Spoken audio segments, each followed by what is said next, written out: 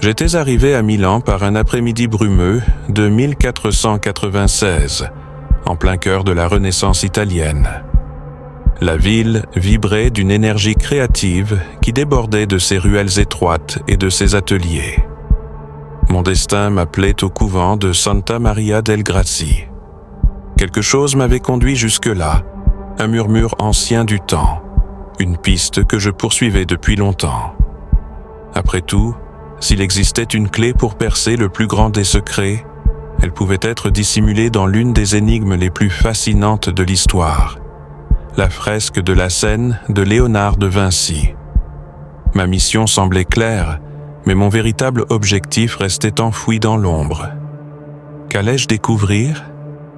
Quel serait le prix à payer pour révéler ce qui échappait aux regards humains ? Déguisé en marchand vénitien, j'ai obtenu l'accès au couvent en échange d'une modeste donation. Les murs du réfectoire vibraient encore de l'odeur de la peinture fraîche et de l'écho des voix des moines. La fresque était inachevée, mais déjà, elle dégageait un magnétisme qui dépassait la simple esthétique.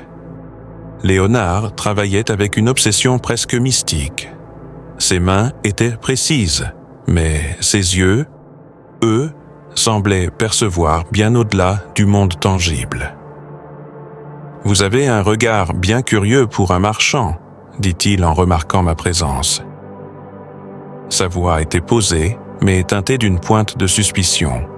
« Et vous peignez avec l'œil de celui qui détient des secrets que peu oseraient porter, » rétorquai-je, espérant provoquer une révélation.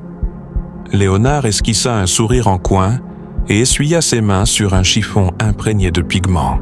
« Les secrets ne sont que des vérités attendant le moment propice pour émerger, » répondit-il avant de se replonger dans son œuvre.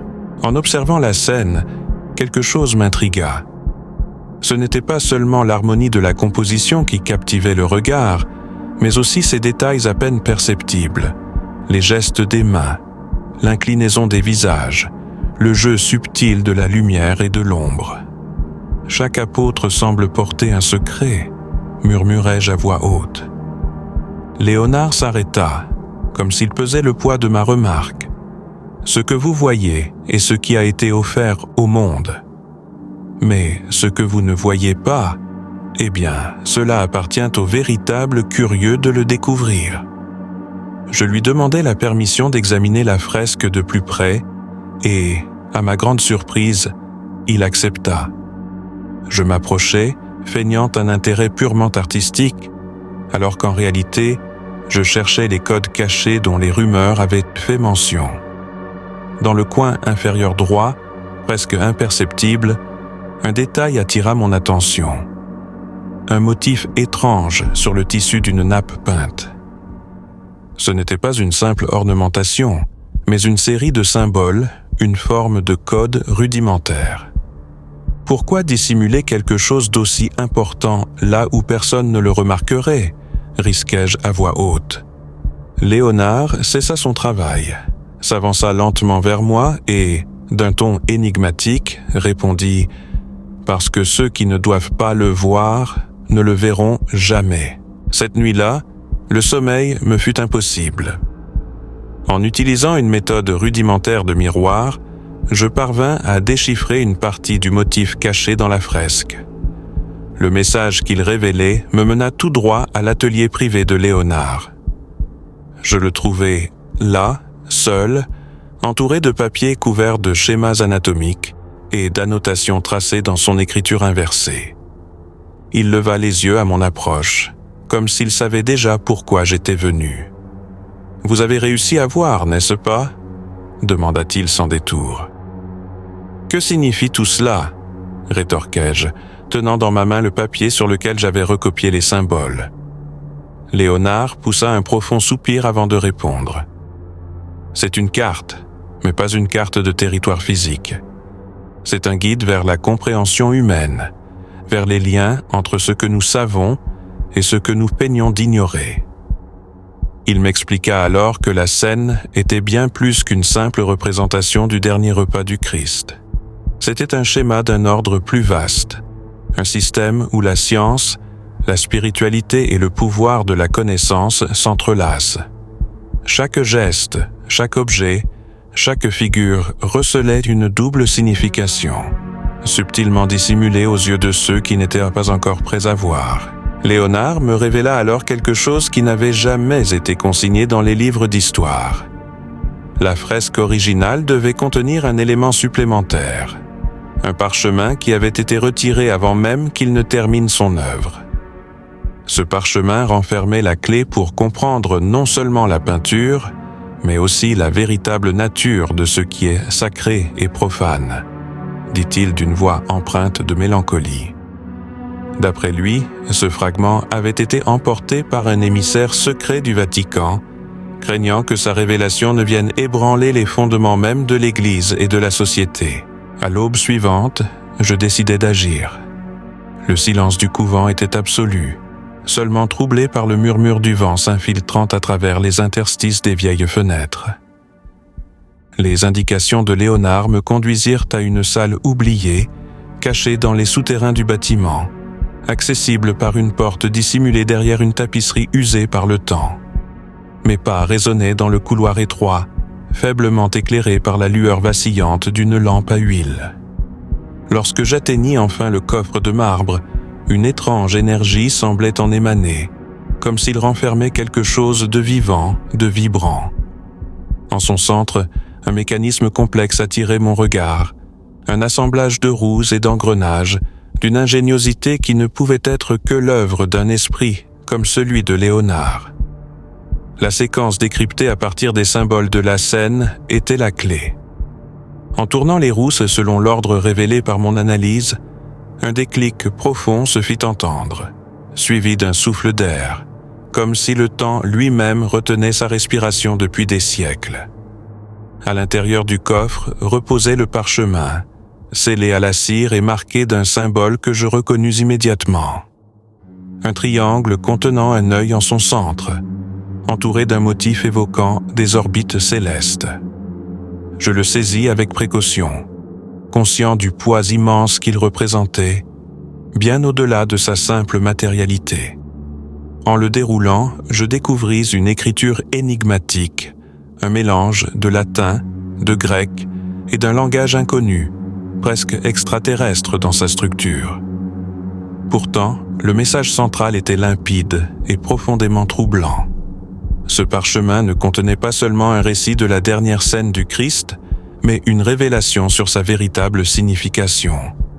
Ce n'était pas un simple repas d'adieu, mais un rite de passage vers un état de conscience supérieur.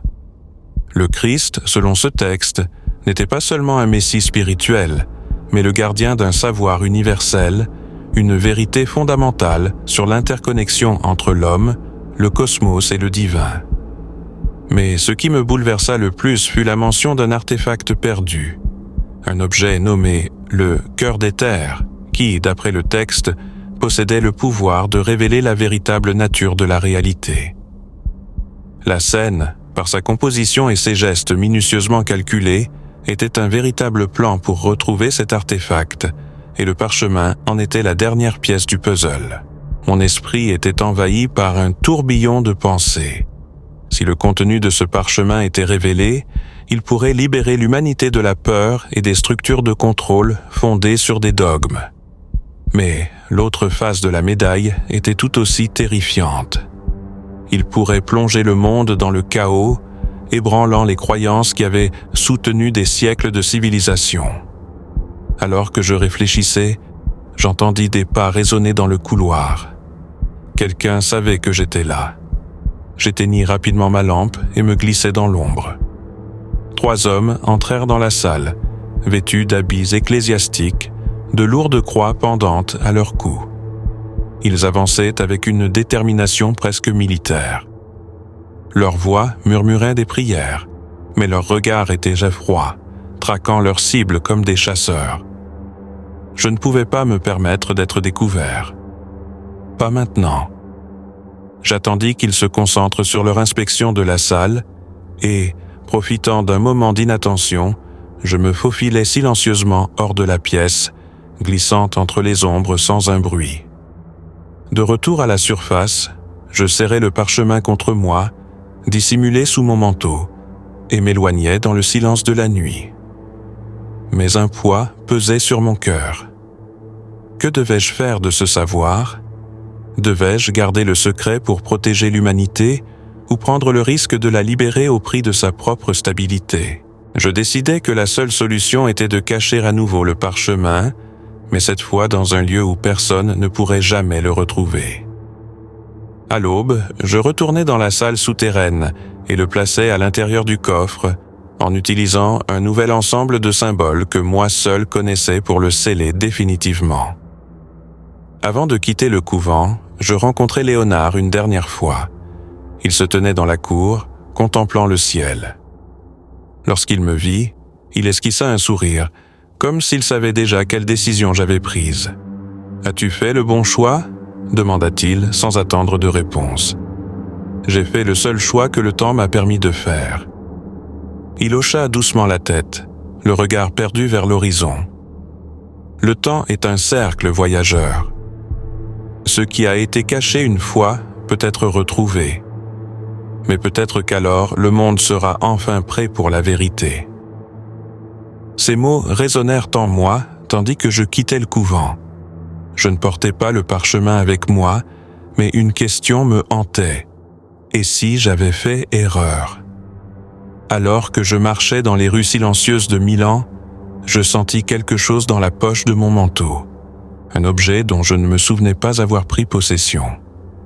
Je le sortis et découvris un petit morceau de papier, soigneusement plié.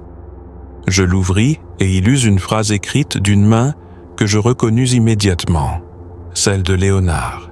« Ce que tu cherches est au-delà du temps, là où les cartes s'arrêtent et où la sagesse commence. Va à la bibliothèque où les cartes n'ont pas de fin. » À cet instant, je compris que mon voyage ne s'achevait pas. Il ne faisait que commencer.